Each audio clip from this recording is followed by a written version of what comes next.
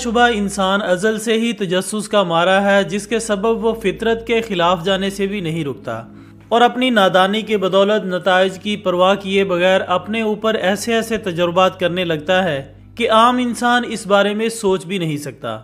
جس کی ایک مثال رینڈی گارنر نامی ایک شخص ہے، جس نے 11 دن نہ سونے کا ریکارڈ قائم کر کے Guinness book of world record میں اپنا نام درج کروا لیا، لیکن اس کے بعد اس قسم کے تجربات کو قانوناً ممنوع قرار دے دیا گیا۔ یہاں یہ جان لینا بھی ضروری ہے کہ مسلسل 11 دن نہ سونے والے اس شخص کے ساتھ کیا ہوا اور اس دوران اسے کن مشکلات کا سامنا کرنا پڑا۔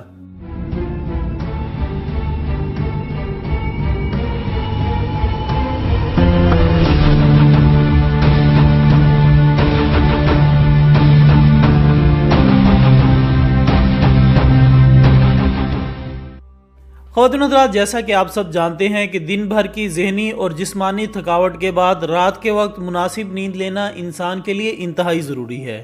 اور اگر ایسا نہ کیا جائے تو نہ صرف جسمانی بلکہ ذہنی تبدیلیاں رونما ہونا شروع ہو جاتی ہیں، اور بالکل یہی معاملہ رینڈی گارنر کے ساتھ بھی پیش آیا جب 60 کی دہائی میں اس نے اپنے دوست کے ساتھ مل کر 11 دن اور 25 منٹ تک جاگتے رہنے کا ریکارڈ بنایا۔ کہا جاتا ہے کہ انہوں نے یہ تجربہ ایک سائنسی تحقیق کے لیے کیا تھا، کیونکہ اس وقت سائنسدان اس سوال کا جواب تلاش کر رہے تھے کہ کوئی بھی انسان بغیر سوئے کتنی دیر تک رہ سکتا ہے۔ لہٰذا رینڈی گارنر نے اس تجربے پر پورا اترنے کی کوشش کی، کیونکہ اس سے قبل بھی اسی دور میں متعدد افراد زیادہ سے زیادہ دیر تک جاگتے رہنے کا عالمی ریکارڈ بنانے کی کوشش کر رہے تھے، جبکہ اس وقت رینڈی کی عمر صرف 17 برس تھی اور وہ ایک ایسے ہی بندے کا ریکارڈ توڑ کر اپنا نام کمانا چاہتا تھا جس نے 260 گھنٹے یعنی 10 دن اور کچھ گھنٹے بغیر سوئے گزارے تھے۔ ذہنی قابلیت اچھی ہونے کے سبب وہ ہر اس سائنسی تجربے میں حصہ لینے کی کوشش کرتا جو اس کے لیے دلچسپی کا باعث بنتا۔ لہٰذا 11 دن اور 25 منٹ تک جاگ کر رینڈی نے زیادہ دیر تک جاگتے رہنے کا ریکارڈ قائم کر لیا۔ لیکن ناظرین، یہ تجربہ جتنا دیکھنے اور سننے میں آسان لگ رہا ہے، اس سے کئی حد تک خطرناک تھا، یہاں تک کہ اس تجربے کے دوران رینڈی کے ساتھ ایسے عجیب و غریب معاملات پیش آئے کہ کوئی عام آدمی اس سے یقیناً خوفزدہ ہو جائے۔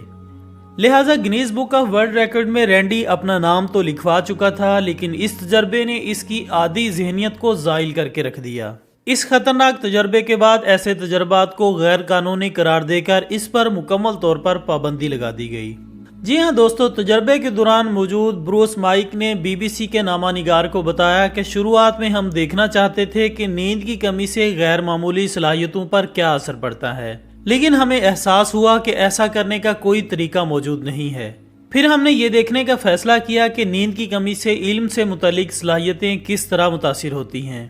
ہم میں سے ہر ایک کو باری باری اپنے ساتھی کی نگرانی کے لیے ہر وقت جاگنا تھا، لہٰذا 1963 کی ایک صبح کو اس تجربے کا آغاز کیا گیا۔ اس صبح رینڈی اپنی نیند پوری کر کے اٹھا تو چونکہ یہ رینڈی کا پہلا دن تھا، لہٰذا اسے اپنی نیند پر قابو رکھنا مشکل نہ لگا۔ اسی طرح دوسرا دن آ گیا تو رینڈی کو نیند کا احساس تو ہوا، لیکن یہ دن بھی مختلف سرگرمیاں کرتے اور دوستوں کے ساتھ شغل میلہ لگاتے گزر گیا۔ لیکن تیسری رات کے بعد رینڈی کے دوست ایلیسٹر کو احساس ہو گیا کہ وہ شاید اس تجربے پر پورا نہ اتر پائے، کیونکہ واضح طور پر رینڈی اپنی نیند پر قابو پانے سے قاصر تھا۔ اس لیے انہوں نے اپنے ایک ساتھی مارسینو سے مدد مانگی اور اس خطرناک تجربے کے لیے بنائے گئے گروپ میں ولیم ڈیمیٹ کو بھی شامل کر لیا۔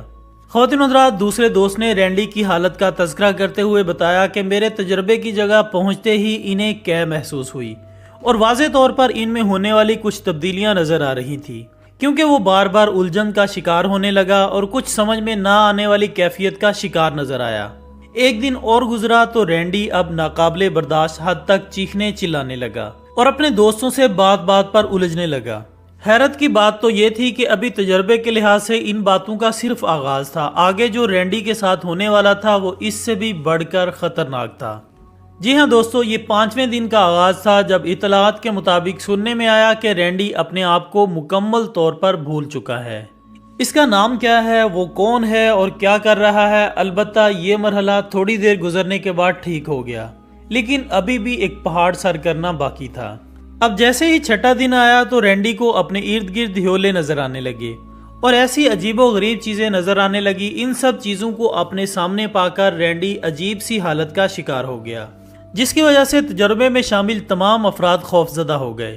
207واں دن آیا تو ولیم ڈی میٹ بتاتے ہیں کہ انہیں یہ اندیشہ لاحق ہوا کہ کہیں اتنی دیر جاگتے رہنے سے انہیں موت ہی واقع نہ ہو جائے، کیونکہ اس سے قبل ہونے والی تحقیقات میں بھی اس سوال کا جواب اب تک نہیں مل سکا تھا کہ زیادہ دیر تک نہ سونے سے کیا انسان کی موت واقع ہو سکتی ہے یا نہیں۔ اس ڈر کی بنیادی وجہ یہ تھی کہ ایسا ہی ایک تجربہ بلیوں کے ساتھ بھی کیا گیا تھا۔ ان بلیوں کو 15 دن تک جگائے رکھا گیا، لیکن 15 دن جاگنے کے بعد ان کی موت واقع ہو گئی تھی۔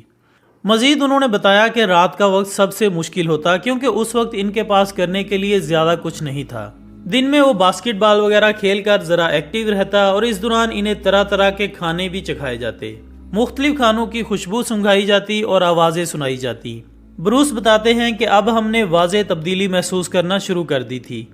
ان کی علم اور آگاہی سے متعلق صلاحیتیں متاثر ہو رہی تھی، لیکن باسکٹ بال کھیلنے کی صلاحیت بہتر ہوتی گئی۔ لہٰذا اس کے بعد ان کی حالت کبھی بگڑتی تو کبھی سنورتی۔ بعض اوقات وہ محسوس کرتے کہ ان کے پاؤں سن ہو گئے ہیں، تو کبھی انہیں اپنے اوپر حشرات چلتے ہوئے محسوس ہوتے، یوں کبھی وہ اپنے کپڑے اتار کر پھینک دیتے تو کبھی ننگے پاؤں چلتے رہتے۔ یہاں تک کہ فٹ بال کھیلنے کی صلاحیت بہتر ہو جانے کے سبب وہ اپنے آپ کو دنیا کا سب سے بہترین کھلاڑی کے طور پر شمار کرنے لگے۔ دوستو، یہ ان کی دماغی حالت خراب ہونے کا ہی سبب تھا کہ انہیں خود میں واضح تبدیلیاں محسوس ہوئیں۔ اگرچہ جسمانی طور پر رینڈی ابھی بالکل ٹھیک ٹھاک تھا، لیکن دماغی طور پر یہ مفلوج ہو چکا تھا، اور بالآخر اس نے اپنی زندگی کا خطرناک ترین تجربہ مکمل کیا اور 11 دن اور 25 منٹ تک جاگنے میں کامیاب ہو گیا۔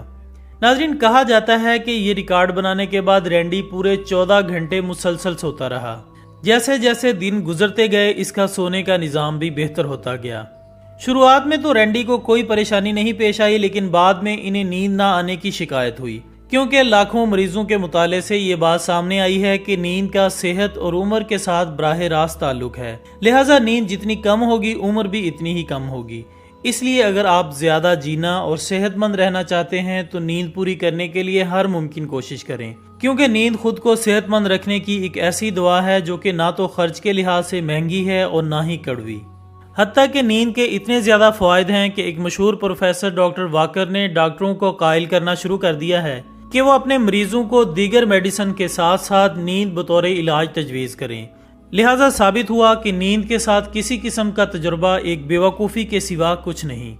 چاہے وہ کسی مقصد کے لیے ہی کیوں نہ کیا جائے، کیونکہ زندگی سے بڑھ کر کچھ نہیں ہے۔ اس کے لیے رینڈی گارنر کا ہی تجربہ دیکھ لیں کہ جس نے ایک مکمل تندرست انسان کو ذہنی طور پر اپاہج کر کے رکھ دیا، کیونکہ یہ ان انسانوں میں سے ایک تھا جس نے اللہ عز و جل کے نظام میں چھیڑ چھاڑ کرنے کی کوشش کی تھی۔ اس بات میں کوئی شبہ نہیں کہ اللہ تعالیٰ کا بنایا گیا نظام یقیناً قابل تعریف اور مکمل نظام ہے، بلکہ یہ کہنا بھی غلط نہ ہوگا کہ نظام الہی ہی وہ بہترین اور مکمل نظام ہے جو انسانوں کی فلاح و بہبود کے لیے بنایا گیا ہے۔ اللہ پاک نے انسان کو نہ صرف خوبصورت شکل و صورت اور مکمل اعضاء کے ساتھ جسم عطا فرمایا ہے، بلکہ اس کی زندگی گزارنے کی حدیں بھی مقرر فرمائی ہیں۔ لہٰذا اگر کوئی شخص ان حدوں کو عبور کرے گا اور اللہ تعالیٰ کے نظام کے خلاف جانے کی کوشش کرے گا تو یقیناً اس کا نقصان اٹھائے گا۔ اور آخر میں دعا ہے کہ اللہ تعالیٰ ہمیں اپنے مقرر کردہ حدوں کے اندر رہ کر زندگی گزارنے کی توفیق عطا فرمائے، آمین ثم آمین۔ اسی دعا کے ساتھ ہماری آج کی اس ویڈیو کا اختتام ہوتا ہے۔ ہم امید کرتے ہیں کہ آپ کو یہ ویڈیو ضرور پسند آئی ہوگی۔